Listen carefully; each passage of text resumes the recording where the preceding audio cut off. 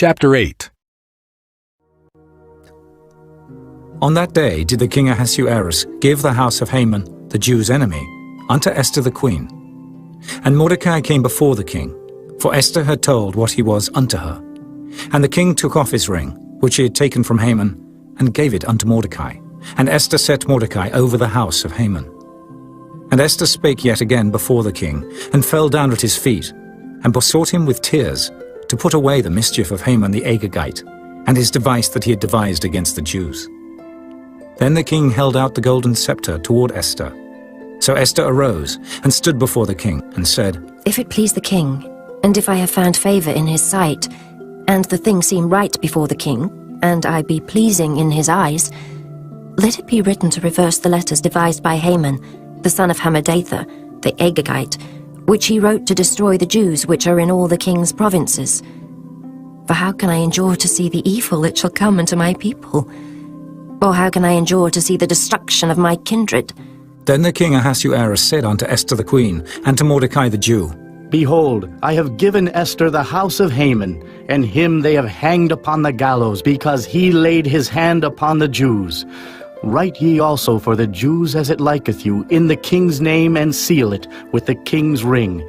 For the writing which is written in the king's name, and sealed with the king's ring, may no man reverse. Then were the king's scribes called at that time in the 3rd month, that is the month Sivan, on the 23rd day thereof. And it was written according to all that Mordecai commanded unto the Jews, and to the lieutenants, and the deputies and rulers of the provinces, which are from India unto Ethiopia, 127 provinces, unto every province according to the writing thereof, and unto every people after their language, and to the Jews according to their writing, and according to their language.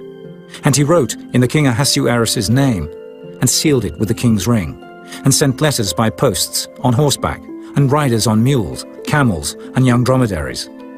Wherein the king granted the Jews which were in every city to gather themselves together, and to stand for their life, to destroy, to slay, and to cause to perish all the power of the people and province that would assault them, both little ones and women, and to take the spoil of them for a prey, upon one day in all the provinces of King Ahasuerus, namely, upon the 13th day of the 12th month, which is the month Adar. The copy of the writing for a commandment to be given in every province was published unto all people, and that the Jews should be ready against that day to avenge themselves on their enemies.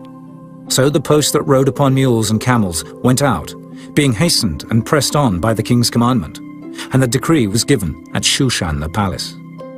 And Mordecai went out from the presence of the king in royal apparel of blue and white, and with a great crown of gold, and with a garment of fine linen and purple. And the city of Shushan rejoiced and was glad. The Jews had light and gladness and joy and honor.